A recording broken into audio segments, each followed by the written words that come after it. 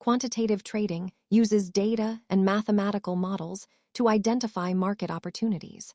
Let's break down how this computerized approach actually works. At its core, quant trading relies on algorithms, which are sets of instructions that tell a computer exactly what to buy and when. A massive portion of modern stock market volume is driven by these automated systems rather than human traders making manual decisions. Quants follow a rigorous process. They collect massive datasets, build predictive models, test them against history, and then let computers handle the trades.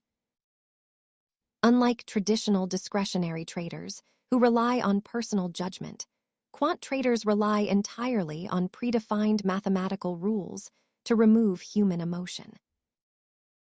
Common strategies include arbitrage, where computers exploit price differences, and trend following, which attempts to ride market momentum.